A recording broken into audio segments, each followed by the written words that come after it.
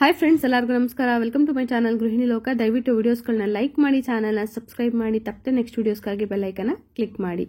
ಇವತ್ತು ಈ ವಿಡಿಯೋದಲ್ಲಿ ವರಮಹಾಲಕ್ಷ್ಮಿ ಹಬ್ಬಕ್ಕೆ ಸಂಬಂಧಪಟ್ಟಂತ ಒಂದು ಮುಖ್ಯವಾದ ಮಾಹಿತಿನ ನಿಮ್ಮ ಜೊತೆ ಶೇರ್ ಮಾಡ್ತಾ ಇದ್ದೀನಿ. ದಯವಿಟ್ಟು ವಿಡಿಯೋನ ಕೊನೆವರೆಗೂ ನೋಡಿ. ವರಮಹಾಲಕ್ಷ್ಮಿ ಹಬ್ಬಕ್ಕೆ ಇನ್ನು ಕೇವಲ ಕೆಲವೇ ದಿನಗಳು ಬಾಕಿ ಇದೆ. ಆಲ್ರೆಡಿ ತಯಾರಿ ಶುರು ಮಾಡಿದ್ದೀರಾ ಅಂತ ಅನ್ಕೊಂತೀನಿ.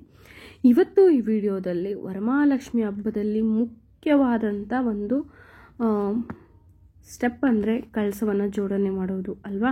ಶ್ರೀ ಮಹಾಲಕ್ಷ್ಮಿಯನ್ನು ಕಳಸದ ರೂಪದಲ್ಲಿ ಇಟ್ಟು ಪ್ರತಿಷ್ಠಾಪನೆ ಮಾಡಿ ಪೂಜೆ ಮಾಡೋದ್ರಿಂದ ಈ ಒಂದು ಹಬ್ಬದಲ್ಲಿ ಕಳಸದ ಪ್ರತಿಷ್ಠಾಪನೆಗೆ ಅತ್ಯಂತ ಮಹತ್ವ ಇದೆ. ಸೊ ಅಂಥ ಕಳಸ ಜೋಡಣೆಯಲ್ಲಿ ಕೆಲವು ತಪ್ಪುಗಳನ್ನ ನಾವು ಮಾಡಬಾರ್ದು. ಮತ್ತು ಯಾವ ರೀತಿಯಾಗಿ ಕಳಸವನ್ನು ಜೋಡಣೆ ಮಾಡಬೇಕು, ಜೊತೆಗೆ ಕಳಸದಲ್ಲಿ ಬಳಸುವಂಥ ಅಂದರೆ ಕಳಸದ ಒಳಗಡೆ ಏನೆಲ್ಲ ವಸ್ತುಗಳನ್ನು ನಾವು ತಪ್ಪದೆ ಹಾಕಬೇಕಂತ ನಾನು ಈ ವಿಡಿಯೋದಲ್ಲಿ ನಿಮಗೆ ತಿಳಿಸ್ಕೊಡ್ತಾ ಇದ್ದೀನಿ.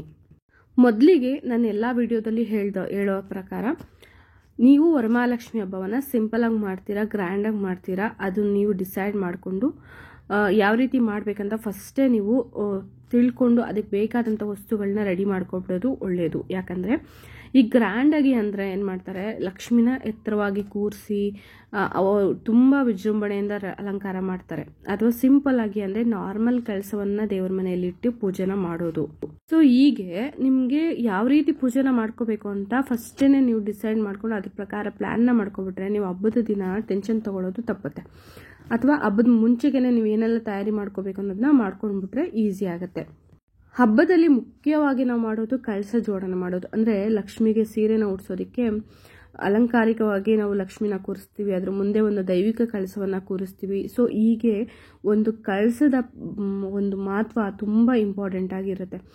ಆ ರೀತಿಯಾದ ಕಳಸವನ್ನು ನಾವು ವರಮಹಾಲಕ್ಷ್ಮಿ ಹಬ್ಬದಲ್ಲಿ ಯಾವ ರೀತಿ ಇಡಬೇಕು, ಯಾವ ರೀತಿ ಇಟ್ಟರೆ ಲಾಭ, ಯಾವ ರೀತಿ ಇಟ್ಟರೆ ನಷ್ಟ ಅನ್ನೋದನ್ನ ನಾನು ಇವಾಗ ನಿಮಗೆ ತಿಳಿಸ್ಕೊಡ್ತಾ ಇದ್ದೀನಿ. ನಾನು ಪ್ರತಿ ಹಬ್ಬಗಳಲ್ಲೂ ಹೇಳೋ ಹಾಗೆ ವರಮಹಾಲಕ್ಷ್ಮಿ ಹಬ್ಬದಲ್ಲಿ ಒಂದು ಕಳಸವನ್ನು ಇಡೋದು ಅತ್ಯಂತ ಶ್ರೇಷ್ಠ.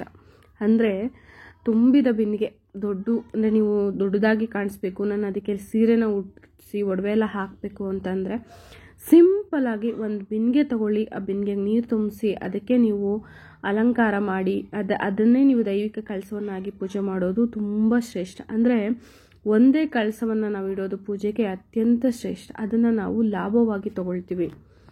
ಇನ್ನು ಎರಡನೇದಾಗಿ ನೀವು ನೋಡ್ತಾ ಇರೋದು ಒಂದು ತುಂಬಿದ ಬಿಂದಿಗೆ ಮೇಲೆ ಇನ್ನೊಂದು ಕಳಸವನ್ನು ಇಡೋದು. ಈ ರೀತಿಯಾಗಿ ಇಟ್ಟವರು ನೀವು ಮತ್ತೊಂದು ದೈವಿಕ ಕಳಸವನ್ನು ಕೆಳಭಾಗದಲ್ಲಿ ನೀವು ಪ್ರತಿಷ್ಠಾಪನೆ ಮಾಡಬೇಕಾಗುತ್ತೆ. ಅಲ್ಲಿಗೆ 3 ಕಳಸ ಆಗುತ್ತೆ. ಲಾಭ ನಷ್ಟ ಲಾಭ ಅನ್ನೋ ರೀತಿ ಹಾಗೆ ನಿಮಗೆ ಲಾಭದಾಯಕವಾಗಿ ಲಕ್ಷ್ಮಿ ಹಬ್ಬ ನಿಮಗೆ ಸಿಗುತ್ತೆ. ಆದರೆ ಬರೀ ಬಿಂದಿಗೆ ಮೇಲೆ ಒಂದು ಚಂಬನ್ನು ಇಟ್ಟು ಬರೀ 2 ಕಳಸವನ್ನು ನೀವು ಪೂಜೆಯಲ್ಲಿ ಬಳಸೋದು ಅಷ್ಟು ಒಳ್ಳೆಯದಲ್ಲ. ಮೇ ಬಿ ನಾನು ಇದನ್ನು ಹೇಳಿದ್ದೀನ, ನನಗೆ ನೆನಪಿಲ್ಲ, ಬಟ್ ನಾನು ಹೇಳಿದರೆ ಕ್ಷಮಿಸಿ. ಯಾಕಂದರೆ ಲಾಸ್ಟ್ ಯಾವುದೋ ವಿಡಿಯೋದಲ್ಲಿ ನಾನು ಹೇಳಿರೋ ನೆನಪಿಲ್ಲ. ಬಟ್ ಆದರೆ ಇತ್ತೀಚೆಗೆ ನನಗೆ ತಿಳಿದ ಒಂದು ಮಾಹಿತಿ ಇದು. ಲಾಭ ಮತ್ತು ನಷ್ಟ ಅನ್ನೋ ರೂಪದಲ್ಲಿ ನಾವು ಕಳಸವನ್ನು ಜೋಡಣೆ ಮಾಡಬೇಕಾಗತ್ತೆ. ಅಂದರೆ 1 ಇರಬೇಕು ಅಥವಾ 3 ಬರಬೇಕು ಅಥವಾ 5 ಬರಬೇಕು, ಆ ರೀತಿಯಾಗಿ ನಾವು ಕಳಸವನ್ನು ಜೋಡಣೆ ಮಾಡಬೇಕಾಗತ್ತೆ. 3 ಜಾಸ್ತಿ ಅದ್ರ ಮೇಲೆ ಯಾರೂ ಕೂರಿಸೋದಕ್ಕೆ ಹೋಗೋದಿಲ್ಲ, ಯಾಕಂದರೆ ಎತ್ತರವಾಗಿ ಕಾಣಿಸ್ಲಿ ಅಂತ ಆ ಥರ ಕೂರಿಸ್ತಾರೆ. ಬಟ್ ಆದರೆ ಬಿಂದಿಗೆ ಮೇಲೆ ಬರೀ ಚಂಬನ್ನು ಇಟ್ಟು ಲಕ್ಷ್ಮಿನ ಕೂರಿಸೋದಕ್ಕೆ ಹೋಗಬೇಡಿ. ಅಥವಾ ಆ ಥರ ಕೂರಿಸಿ ನಾನು ಅಲಂಕಾರಿಕವಾಗಿ ಲಕ್ಷ್ಮಿನ ನಾನು ಪ್ರತಿಷ್ಠಾಪನೆ ಮಾಡ್ತೀನಿ, ಕೆಳಗಡೆ ಒಂದು ದೈವಿಕ ಕಳಸವನ್ನು ಸಪ್ರೇಟಾಗಿ ಇಡ್ತೀನಿ ಅಂದರೆ ಇಡ್ಬೋದು. ಅಲ್ಲಿಗೆ 3 ಕಳಸ ಆಗುತ್ತೆ, ನಿಮಗೆ ಲಾಭದಾಯಕವಾಗುತ್ತೆ. ಆದರೆ ಬರೀ 2 ಕಳಸವನ್ನು ನೀವು ಇಡಬಾರ್ದು. ಅಂದರೆ ಬಿಂದಿಗೆ ಮೇಲೆ ಒಂದು ಕಳಸವನ್ನು ಇಟ್ಟು ಅದನ್ನು ಲಕ್ಷ್ಮಿಯಾಗಿ ನೀವು ಪ್ರತಿಷ್ಠಾಪನೆ ಮಾಡಿ ಪೂಜೆನ ಮಾಡಬೇಡಿ. ಆ ಥರ ಇಡಲೇಬೇಕು ಅಂತ ಹೇಳಿದ್ರೆ ನಾನು ಮತ್ತೊಮ್ಮೆ ಹೇಳ್ತಾ ಇದ್ದೀನಿ, ಕೆಳಗಡೆ ಅದ್ರ ಜೊತೆಗೆ ನೀವು ದೈವಿಕ ಕಳಸವನ್ನು ಪ್ರತಿಷ್ಠಾಪನೆ ಮಾಡಬೇಕಾಗತ್ತೆ.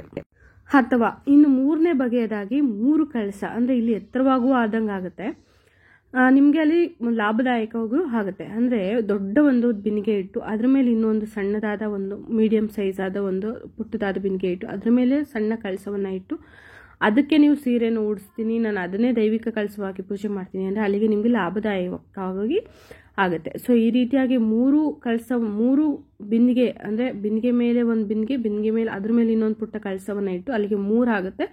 ಈ ರೀತಿಯಾಗಿ ಕೂಡ ನೀವು ಕಳಸವನ್ನು ಜೋಡಣೆ ಮಾಡ್ಬೋದು.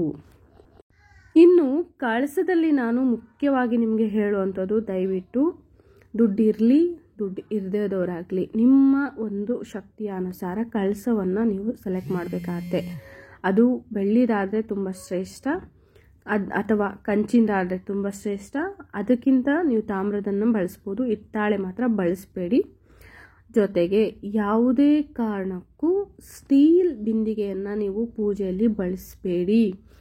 ನೀವು ಬಳಸಲೇಬೇಕು, ನಮ್ಮ ಮನೇಲಿರೋದು ಅದೇ ಅಂದರೆ ನೀವು ಅದನ್ನು ಲಕ್ಷ್ಮಿ ಅಂದರೆ ನಾನು ಎಷ್ಟೊಂದು ಸತಿ ವಿಡಿಯೋದಲ್ಲಿ ಹೇಳಿದ್ದೀನಿ, ಹಿಂದೆ ಒಂದು ಲಕ್ಷ್ಮಿನ ಕೂರಿಸ್ಬಿಡ್ತಾರೆ. ಅಂದರೆ ಅಲಂಕಾರಕ್ಕೆ ಸೀರೆ ಫುಲ್ ಕೈ ಕಾಲು ಎಲ್ಲ ಸೇರಿಸಿ ಹಾಕಿ ಅದರಲ್ಲಿ ಸ್ಟೀಲ್ ಬಿಂದಿಗೆನ ಬಳಸೋರು ಬಳಸ್ತಾರೆ.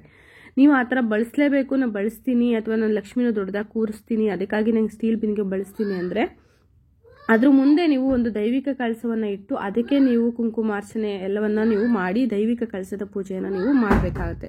ಕನ್ಫ್ಯೂಷನ್ ಮಾಡ್ಕೋಬೇಡಿ. ಈಗ ನೋಡಿ ಗ್ರೀನ್ ಸ್ಯಾರಿ ಹಾಕಿ ಲಕ್ಷ್ಮಿನ ಕೂರಿಸಿದಾರಲ್ವಾ, ಇದು ನೀವು ಅಕಸ್ಮಾತ್ ಅಲಂಕಾರಿಕವಾಗಿ ನಾನು ಕೆಳಗಡೆ ಸ್ಟೀಲ್ ಬಿಂದಿಗೆನ ಇಟ್ಟು ನಾನು ಲಕ್ಷ್ಮಿನ ಕೂರಿಸಿದ್ದೀನಿ ಅನ್ನೋರು ಇದರ ಮುಂದೆ ನೀವು ಕೆಳಗಡೆ ಒಂದು ತಟ್ಟೆಯಲ್ಲಿ ಅಕ್ಕಿ ಇಟ್ಟು ಅದ್ರ ಮೇಲೆ ಪುಟ್ಟು ಕಳಸ, ಮಾಮೂಲಿ ನಾವು ದೇವ್ರ ಮನೇಲಿ ಯಾವ ರೀತಿ ಕಳಸವನ್ನು ಇಟ್ಟು ಪೂಜೆ ಮಾಡ್ತೀವೋ ಅದೇ ರೀತಿ ಪುಟ್ಟದಾದ ಕಳಸವನ್ನು ಇಟ್ಟು ನೀವು ಅದನ್ನು ನೀವು ದೈವಿಕ ಕಳಸವಾಗಿ ಪೂಜೆ ಮಾಡಿದ್ರೆ ಅಟ್ಲೀಸ್ಟ್ ನೀವು ಮಾಡುವಂಥ ಪೂಜೆ ಫಲವನ್ನಾರು ಕೊಡುತ್ತೆ. ಬರೀ ಸ್ಟೀಲ್ ಬಂಗೆನೇ ಇಟ್ಟು ನಾನು ಅಲಂಕಾರಿಕವಾಗಿ ಇಟ್ಟಿರುವಂಥ ಕಳಸವನ್ನೇ ದೇವರ ಕಳಸವಾಗಿ ಪೂಜೆ ಮಾಡ್ತೀನಿ ಅಂದರೆ ಜಸ್ಟ್ ಅದು ಆಡಂಬರ ಆಗುತ್ತೆ. ಯಾವುದೇ ರೀತಿಯಾದ ಪೂಜಾ ಪ್ರತಿಫಲಗಳನ್ನ ನೀವು ನಿರೀಕ್ಷೆ ಮಾಡೋದು ತಪ್ಪಾಗುತ್ತೆ. ಈ ರೀತಿಯಾಗಿ ವರಮಹಾಲಕ್ಷ್ಮಿ ಹಬ್ಬದಲ್ಲಿ ಕಳಸದ ಆಯ್ಕೆ ಮತ್ತು ಕಳಸ ಇಡುವ ಬಗೆಯಲ್ಲಿ ನಾವು ಎಚ್ಚರಿಕೆಯನ್ನು ವಹಿಸಬೇಕಾಗತ್ತೆ. ಸೊ ಇವತ್ತು ಕೊಟ್ಟಿರುವಂಥ ಮಾಹಿತಿ ನಿಮಗೆ ಇಷ್ಟ ಆಯಿತು ಅಂತ ಅನ್ಕೊತೀನಿ. ನೆಕ್ಸ್ಟ್ ವಿಡಿಯೋದಲ್ಲಿ ನಾನು ಕಳಸಕ್ಕೆ ಹಾಕುವಂಥ ಮುಖ್ಯವಾದ ಪದಾರ್ಥಗಳನ್ನು ತಿಳಿಸ್ಕೊಡ್ತೀನಿ. ಜೊತೆಗೆ ತಾಂಬೂಲದ ಬಗ್ಗೆ, ತಾಯಿಯ ವರಮಹಾಲಕ್ಷ್ಮಿ ಹಬ್ಬದಲ್ಲಿ ಇಡುವಂಥ ತಟ್ಟೆಗಳ ಬಗ್ಗೆ, ಮತ್ತು ಕಳಸದ ಪೂಜೆ ಬಗ್ಗೆ ಅಥವಾ ಕಳಸವನ್ನು ಕದಲಿಸುವುದ ಪೂಜಾ ವಿಧಾನದ ಬಗ್ಗೆ ಎಲ್ಲವನ್ನು ನಾನು ಸ್ಟೆಪ್ ಬೈ ಸ್ಟೆಪ್ ನಿಮಗೆ ವಿಡಿಯೋ ಮಾಡಿ ಅಪ್ಲೋಡ್ ಮಾಡ್ತಾ ಇರ್ತೀನಿ. ದಯವಿಟ್ಟು ಚಾನಲ್ನ ಸಬ್ಸ್ಕ್ರೈಬ್ ಮಾಡಿ ಮತ್ತು ನೆಕ್ಸ್ಟ್ ವಿಡಿಯೋಸ್ಗಾಗಿ ಬೆಲ್ ಐಕನ್ನ ಕ್ಲಿಕ್ ಮಾಡಿ. ವಿಡಿಯೋ ನೋಡಿದ್ದಕ್ಕೆ ಧನ್ಯವಾದಗಳು.